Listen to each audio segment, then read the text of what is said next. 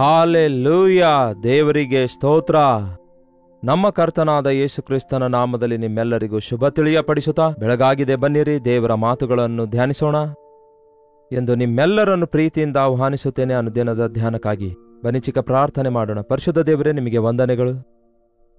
ನಿಮ್ಮ ಸನ್ನಿಧಿಯಲ್ಲಿ ಎಷ್ಟೋ ಆಕಾಂಕ್ಷೆಯಿಂದ ಕನೆಕ್ಟ್ ಆಗುವ ಪ್ರತಿಯೊಬ್ಬರನ್ನು ನಿಮ್ಮ ಆತ್ಮದಿಂದ ನೀವು ಮುಟ್ಟಿರಿ. ನಾವೆಲ್ಲರೂ ಈ ಸಮಯದಲ್ಲಿ ನಿಮ್ಮ ಮಾತಿನಿಂದ ಮೇಲನ್ನು ಹೊಂದುವ ಹಾಗೆ, ಆಧರಿಸಲ್ಪಡುವ ಹಾಗೆ ನಮ್ಮೊಂದಿಗೆ ಮಾತಾಡಿರಿ ಎಂದು ಕ್ರಿಸ್ತನ ನಾಮದಲ್ಲಿ ಬೇಡುತ್ತೇನೆ ತಂದೆಯೇ, ಆಮೇನ್. ಚೆನ್ನಾಗಿದ್ದೀರಾ? ಕಳೆದ ರಾತ್ರಿ ಚೆನ್ನಾಗಿ ನಿದ್ರೆ ಮಾಡಿದ್ದೀರಾ? ಎಲ್ಲಿ ಬ್ರದರ್, ಸರಿಯಾಗಿ ನಿದ್ರೆಯೇ ಬರುತ್ತಾ ಇಲ್ಲ ಅನ್ನುತ್ತೀರೋ? ಯಾಕೆ ಹಾಗೆ? ಭಯ ಇದೆ ಬ್ರದರ್. ಯಾವ ಭಯ? ಅಯ್ಯೋ, ಒಂದು ಭಯವೋ? ಈ ದಿನ ಮನುಷ್ಯನು ನಾನಾ ವಿಧವಾದ ಭಯಗಳಿಂದ ಪೀಡಿಸಲ್ಪಡ್ತಿದ್ದಾನೆ, ಹೌದಲ್ಲವೇ? ಯುದ್ಧಗಳ ಭಯ, ಎಲ್ಲದರ ಬೆಲೆ ಹೆಚ್ಚಾಗ್ತಿದೆ ಎಂಬ ಭಯ, ಯಾವ ರೋಗ ಬರುತ್ತದೆ ಎಂಬ ಭಯ, ಯಾವಾಗ ಏನಾಗುತ್ತದೋ ಎಂಬ ಭಯ, ಮಕ್ಕಳನ್ನು ಹೊರಗೆ ಕಳಿಸೋಣ ಅಂದ್ರೆ ಭಯ, ಮದುವೆ ಮಾಡಿಕೊಳ್ಳೋಣ ಅಂದ್ರೆ ಭಯ. ಅಯ್ಯೋ, ಈ ದಿನ ಎಷ್ಟೋ ಜನ ಯೌವನಸ್ಥರು ಬೇಸರಗೊಳ್ಳುತ್ತಿದ್ದಾರೆ. ಮದುವೆ ಅಂದ ಕೂಡಲೇ ಭಯ ಪಡ್ತಿದ್ದಾರೆ. ಮದುವೆ ಮಾಡಿಕೊಂಡಂಥವರ ಪರಿಸ್ಥಿತಿಯನ್ನು ನೋಡಿ ಅವರು ಜಗಳಾಡುವುದು, ಕೋರ್ಟ್ ಕೇಸ್, ವಿಚ್ಛೇದನ ಪಡೆಯುವ ಸ್ಥಿತಿ ನೋಡಿ ಭಯಪಡ್ತಾರೆ. ಹಾಗೆಯೇ ಲೋಕವೆಲ್ಲ ಭಯದಿಂದ ತುಂಬಿಕೊಂಡಿದೆ. ಹಾಗಾದರೆ ನೀವು ಭಯಪಡುವವರಾಗಿದ್ದೀರೋ? ನಿಮಗೂ ಕೂಡ ಭಯ ಇದೆಯೋ? ನೀವು ಯೇಸು ಕ್ರಿಸ್ತನ ಮಕ್ಕಳಾಗಿರೋದಾದರೆ ಆ ಭಯದಿಂದ ದೇವರು ನಮಗೆ ಬಿಡುಗಡೆ ಕೊಡ್ತಾರೆ. ಯಾವ ಭಯದಿಂದ? ಭಯ ಅಂದರೆ ಎಲ್ಲಾ ವಿಧವಾದ ಭಯದಿಂದ, ಭಯಭೀತಿಗಳಿಂದ ನಮ್ಮನ್ನು ಬಿಡಿಸಬಲ್ಲಾತನಾಗಿದ್ದಾರೆ. ದೇವರು ನಮಗೆ ಹೇಳುವುದೇನೆಂದರೆ, ತಿಮೋತಿಗೆ ಬರೆದ 2ನೇ ಪತ್ರಿಕೆ 1ನೇ ಅಧ್ಯಾಯ 7ನೇ ವಚನ ಓದುತ್ತಿದ್ದೇನೆ, ಗಮನ ಕೊಟ್ಟು ಕೇಳಿ. 2ನೇ ತಿಮೋತಿ 1ನೇ ಅಧ್ಯಾಯ 7ನೇ ವಚನ. ದೇವರು ನಮಗೆ ಶಕ್ತಿಯೂ ಪ್ರೀತಿಯೂ ಸ್ವನಿಯಂತ್ರಣವುಳ್ಳ ಆತ್ಮವನ್ನೇ ಕೊಟ್ಟಿದ್ದಾರೆ ಹೊರತು ಹೇಡಿತನದ ಆತ್ಮವನ್ನು ಕೊಡಲಿಲ್ಲ. ಏನಂತೆ? ದೇವರು ನಮಗೆ ಶಕ್ತಿಯೂ ಪ್ರೀತಿಯೂ ಸ್ವನಿಯಂತ್ರಣವುಳ್ಳ ಆತ್ಮವನ್ನೇ ಕೊಟ್ಟಿದ್ದಾರೆ ಹೊರತು ಹೇಡಿತನದ ಆತ್ಮವನ್ನು ಕೊಡಲಿಲ್ಲ.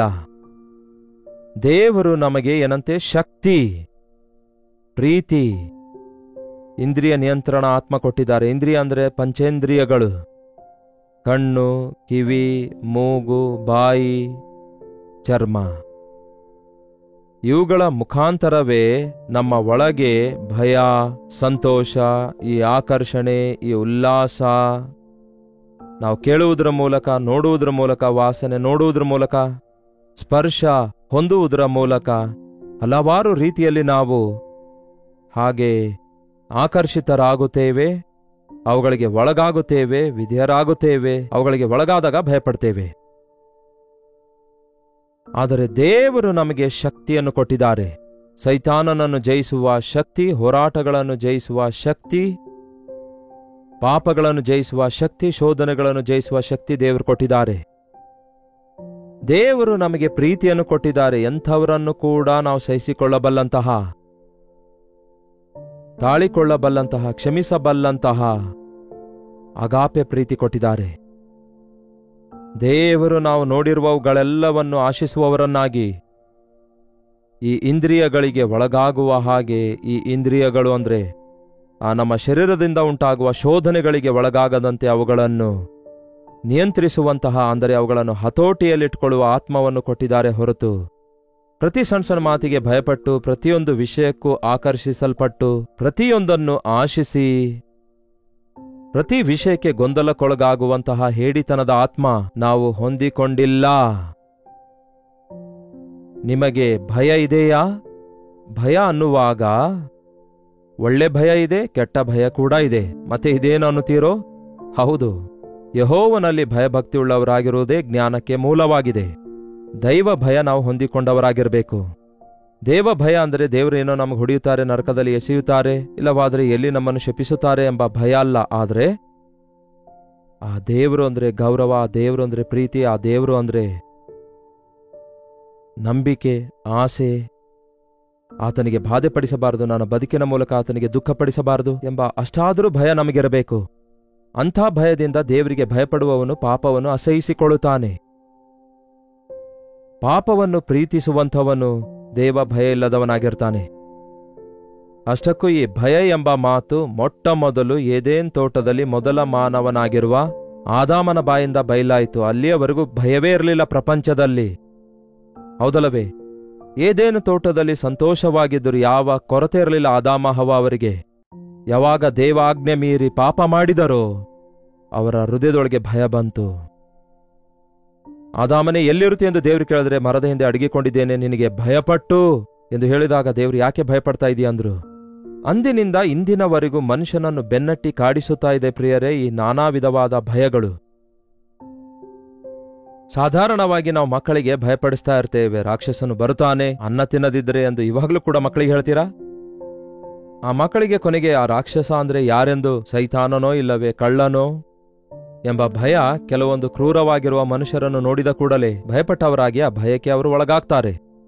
ಮಕ್ಕಳಿಗೆ ನಾವು ಹೇಳ್ಬೋದು, ಆ ನೀರಲ್ಲಿ ಆಟ ಆಡಬೇಡ ಮಗನೆ, ಬಿದ್ದೋಗುತ್ತಿ, ಮುಳುಗುತ್ತಿ ಅಂತ ಹೇಳಿದ್ರೆ ನೀರು ಕಂಡ ಕೂಡಲೇ ಅವರಿಗೆ ಭಯ. ಅದಕ್ಕೆ ಅಂತಹ ಮಕ್ಕಳು ಏನು ಸಾಧಿಸಲಾರದವರಾಗಿರ್ತಾರೆ. ಆದರೆ ನಾವು ಮಕ್ಕಳಿಗೆ ಕಲಿಸುವ ಭಯ ಇವು ಅನಾವಶ್ಯಕವಾದ ಭಯಗಳಾಗಿವೆ. ಅವುಗಳನ್ನು ಕಾರಣ ರೂಪದಲ್ಲಿ ಹೇಳಬೇಕೆ ಹೊರತು, ಆ ವಿಷಯದಲ್ಲಿ ಜಾಗರೂಕರಾಗಿರಿ ಎಂದು ಹೇಳಬೇಕೆ ಹೊರತು ಅವರಿಗೆ ಭಯಪಡಿಸಿ ಹೇಳಬಾರದು. ಈ ದಿನ ಸೇವಕರು ಕೂಡ ಮನುಷ್ಯರನ್ನು ಭಯಪಡಿಸಿ ದೇವರ ಕಡೆಗೆ ನಡೆಸಬೇಕೆಂದು ಪ್ರಯತ್ನಿಸುತ್ತಿದ್ದಾರೆ. ನೀವು ಯೇಸುವನ್ನು ನಂಬದಿದ್ದರೆ ನರಕಕ್ಕೆ ಹೋಗ್ತೀರಿ, ನಂಬು ಎಂದು ಹೇಳುವಾಗ ಅವನು ಭಯದಿಂದ ನಂಬುವುದಾದರೆ ಅದು ನಿಜವಾದ ನಂಬಿಕೆಯಾಗಿರೋದಿಲ್ವಲ್ಲ? ಎಲ್ಲಿಯೂ ಯೇಸು ಯಾರನ್ನೂ ಕೂಡ ಭಯಪಡಿಸಲಿಲ್ಲ, ಆಮಿಷ ಒಡ್ಡಲಿಲ್ಲ, ಭಯಪಡಿಸಲಿಲ್ಲ. ಆದರೆ ಆತನು ತನ್ನ ಪ್ರೀತಿಯ ಸುವಾರ್ತೆಯನ್ನು ಪ್ರಕಟಿಸಿದ್ರು, ತನ್ನ ಮಾರ್ಗಗಳನ್ನು ತಿಳಿಯಪಡಿಸಿದ್ರು, ಪ್ರತಿಯೊಬ್ಬರಿಗೂ ಚಾಯ್ಸ್ ಕೊಟ್ರು. ಇದು ಬೆಳಕು, ಇದು ಕತ್ತಲು, ಏನ್ ಬೇಕು ಆರಿಸಿಕೊಳ್ಳಿರಿ ಎಂದು. ಈ ದಿನವೂ ಕೂಡ ನಮಗೆ ದೇವರು ಸ್ವೇಚ್ಛೆ ಕೊಟ್ಟಿದ್ದಾರೆ. ದೇವರಂದ್ರೆ ಭಯಪಟ್ಟು ನಡಗಿ ನಾವೇನೋ ಗಾಬರಿಗೊಂಡು ದೇವರಿಗೆ ಯಜ್ಞ ಅರ್ಪಿಸಬೇಕು, ಬಲಿ ಕೊಡಬೇಕು ಎಂಬುದಾಗಿ ಪ್ರಯತ್ನಿಸುವವರ ಹಾಗೆ ನಾವಿರುವ ಅಗತ್ಯವಿಲ್ಲ. ಪಾಪದ ನಿಮಿತ್ತ ಲೋಕದೊಳಗೆ ಭಯ ಬಂತು, ಹಾಗೆಯೇ ಸೈತಾನನು ಎಂಬುವವನಿಗೆ ಯಾರು ನೋಡದಿದ್ದರೂ ಕೂಡ ಆ ಸೈತಾನನು ಅಂದ್ರೆ ಎಲ್ಲರಿಗೂ ಒಂದು ವಿಧವಾದ ಭಯ. ಮನುಷ್ಯರು ಅದಕ್ಕೆ ಭಯಪಡುವುದನ್ನು ನೋಡ್ತೇವೆ. ದೇವರಿಗೆ ಭಯಪಡುವುದಿಲ್ಲ, ಆದರೆ ದೆವ್ವ ಅಂದ ಕೂಡಲೇ ಭಯಪಡುವವರಿದ್ದಾರೆ ನಮ್ಮಲ್ಲಿ ಕೆಲವರು. ಇನ್ನು ಕೆಲವರು ಪರಿಸ್ಥಿತಿಗಳಿಗೆ ಭಯಪಡ್ತಾ ಇರ್ತಾರೆ. ಇವತ್ತಿಗೂ ಕೂಡ ಮಾಟಕ್ಕೆ ಭಯಪಡುವವರು, ಶಾಪಕ್ಕೆ ಭಯಪಡುವವರು, ಯಾರೋ ನನಗೆ ಶಪಿಸಿರುವುದರಿಂದಲೇ ನನಗೆ ಹೀಗಾಯ್ತು ಎನ್ನುವವರು ಇರುವುದನ್ನು ನೋಡ್ತೇವೆ. ನಮ್ಮ ದೇಶದಲ್ಲಿ ಎಷ್ಟು ವಿಧವಾದ ಭಯಗಳಿವೆ ನೋಡಿ. ಜ್ಯೋತಿಷರ ಬಳಿಗೆ ಹೋಗ್ತಾರೆ, ಇವರು ಅಡ್ಡ ಬಂದ್ರೆ ಹೋಗಬಾರ್ದು, ಕೆಮ್ಮಿದ್ರೆ ಹೋಗಬಾರ್ದು. ಈ ರೀತಿ ನಾನಾ ವಿಧವಾದ ಭಯಗಳಿಂದ ತುಂಬಲ್ಪಟ್ಟವರು ತಮ್ಮ ಕಾರ್ಯಗಳಲ್ಲಿ ಮುಂದಕ್ಕೆ ಸಾಗಲಾರರು. ಯಾವ ಭಯ ನಿಮಗೆ ಹಿಡಿದು ನಿಮ್ಮನ್ನು ಪೀಡಿಸುತ್ತಾ ಇದೆ? ನೋಡಿ ಪ್ರಿಯರೇ, ಸಾಧಾರಣವಾಗಿ ನಮ್ಮ ಮಕ್ಕಳು ನಮ್ಮನ್ನು ನೋಡಿ ಧೈರ್ಯದಿಂದ ಬಳಿಗೆ ಬರಬೇಕು. ಅಂದ್ರೆ ತಂದೆಯನ್ನು ನೋಡಿ ಮಗು ಭಯಪಟ್ಟು ಅಡಗಿಕೊಳ್ಳೋದಾದರೆ, ಮುಚ್ಚಿಕೊಳ್ಳುವ ಪ್ರಯತ್ನ ಮಾಡುವುದಾದರೆ, ಅಂಥ ಕುಟುಂಬದಲ್ಲಿ ಇನ್ನು ಕ್ಷೇಮ ಎಲ್ಲಿರುತ್ತೆ ಹೇಳ್ರಿ? ಹೌದು, ನೀವು ಒಬ್ಬ ಕುಡುಕನಂತೆ, ಅಲೆಮಾರಿಯಂತೆ, ಇಲ್ಲವೇ ಮೂರ್ಖನಂತೆ ವರ್ತಿಸುವ ವ್ಯಕ್ತಿಯಾಗಿರೋದಾದ್ರೆ ನೀವು ಮನೆಯಲ್ಲಿ ಎಲ್ಲರಿಗೂ ಭಯ ಹುಟ್ಟಿಸುತ್ತೀರಿ. ಕೊನೆಗೆ ನಿಮ್ಮ ಜೀವಿತದಲ್ಲಿ ನೀವು ನಷ್ಟ ಹೋಗ್ತೀರಿ. ನಾವೇ ಅನೇಕರಿಗೆ ಅನೇಕ ಸಾರಿ, ಅಂದರೆ ನಮ್ಮ ಮಕ್ಕಳಿಗೆ ನಾವು ಇಲ್ಲವೇ ಇತರರನ್ನು ನಾವು ಒಂದು ವೇಳೆ ಭಯಪಡಿಸಿ ಇರೋದಾದರೆ ಒಳ್ಳೇದಲ್ಲ. ಅವರು ಭಯಪಟ್ಟು ಜ್ವರಕ್ಕೊಳಗಾದ್ರು ಎಂದು ಬೈಬಲ್ನಲ್ಲಿದೆ. ಭಯಪಡುವುದರಿಂದ ಏನು ಸಾಧಿಸ್ಲಿಕ್ಕಾಗಲ್ಲ ಒಬ್ಬ ವ್ಯಕ್ತಿ. ಭಯಪಡುವವನು ಒಳಗಾಗ್ತಾನಲ್ಲವೇ? ಭಯಪಡುವವನು ಕುಗ್ಗಿ ಹೋಗ್ತಾನಲ್ಲವೇ? ಅದಕ್ಕೆ ಈ ದಿನ ಮಾನವನು ಎಲ್ಲಾ ವಿಧವಾದ ಭಯದಿಂದ, ಅಂದರೆ ನಾನಾ ವಿಧವಾದ ಭಯಗಳಿಂದ, ಮೂಢನಂಬಿಕೆಯಿಂದ ಪೀಡಿಸಲ್ಪಡುತ್ತಿದ್ದಾನೆ. ಆದರೆ ದೇವರನ್ನು ಹೊಂದಿಕೊಂಡಿರುವವರಿಗೆ ಯಾವ ಭಯವಿಲ್ಲ. ದೇವರು ನಮಗೆ ಶಕ್ತಿ, ಪ್ರೀತಿ, ಇಂದ್ರಿಯ ನಿಗ್ರಹಗಳ ಆತ್ಮ ಕೊಟ್ಟಿದ್ದಾರೆ ಹೊರತು ಹೇಡಿತನದ ಆತ್ಮ ಕೊಡಲಿಲ್ಲ. ನಮ್ಮ ಎಲ್ಲಾ ವಿಧವಾದ ಭಯಗಳಿಂದ ಬಿಡಿಸಬೇಕೆಂದು ನಾವು ದೇವರಿಗೆ ಮೊರೆ ಇಡುವುದಾದರೆ ನಮ್ಮ ಕರ್ತನು ಇವತ್ತಿಗೂ ಕೂಡ ಸಿದ್ಧನಾಗಿದ್ದಾರೆ. ಅಷ್ಟೇ ಅಲ್ಲ, ಬೈಬಲ್ನಲ್ಲಿ 365 ಸಾರಿ ಭಯಪಡಬೇಡಿರಿ, ಅಂದರೆ ಪ್ರತಿದಿನ ದೇವರು ಭಯಪಡಬೇಡಿ ಭಯಪಡಬೇಡಿ ಎಂದು ಬರೆಸಿಟ್ಟಿದ್ದಾರೆ. ತನ್ನ ಮಕ್ಕಳಿಗೆ ಈ ಮಾತನ್ನು ಹೇಳುತ್ತಲೇ ಇದ್ದಾರೆ. ಭಯಪಡುವುದರಿಂದ ನಾವು ಅನೇಕ ಸಾರಿ ಅಸಮರ್ಥರಾಗುತ್ತೇವೆ. ಎಲ್ಲಾ ವಿಧವಾದ ಭಯಗಳಿಂದ ನಮ್ಮನ್ನು ಬಿಡಿಸುವುದಕ್ಕಾಗಿಯೇ ಯೇಸು ಕ್ರಿಸ್ತನು ಈ ಲೋಕಕ್ಕೆ ಬಂದಿದ್ದಾರೆ. ಆತನ ನಾಮದಲ್ಲಿ ನಮಗೆ ಜಯವಿದೆ ಹೊರತು ಭಯವಲ್ಲ. ಆತನು ನಮ್ಮನ್ನು ಕ್ಷಮಿಸುವಾತನಾಗಿದ್ದಾನೆ ಹೊರತು ಬಿಟ್ಟು ಬಿಡುವಾತನಲ್ಲ. ಹಾಗಾಗಿ ನೀವು ಪಾಪ ಮಾಡಲು ಬೇಕಾದ್ರೆ ಭಯಪಡಿರಿ. ಪಾಪ ಮಾಡಿ ಭಯಪಡೋದು ಬೇರೆ, ಆದರೆ ಪಾಪದ ವಿಷಯದಲ್ಲಿ ನಾವು ಇದು ಪ್ರಯೋಜನವಿಲ್ಲದಾಗಿದೆ ಎಂದು ನೆನೆಸಿ ನಾವು ದೂರ ಇರೋದು, ಅದು ಒಂದು ವಿಧವಾದ ಏನನ್ನ ಬೇಕು ಹೇಳ್ರಿ, ಈ ಪಾಪದಲ್ಲಿ ಎಲ್ಲಿ ಬೀಳುತ್ತೇನೆ ಎಂಬ ಭಯದಿಂದ ಜಾಗರೂಕರಾಗಿರೋದೇ ನಿಮಗೆ ಮೇಲನ್ನುಂಟು ಮಾಡುತ್ತೆ.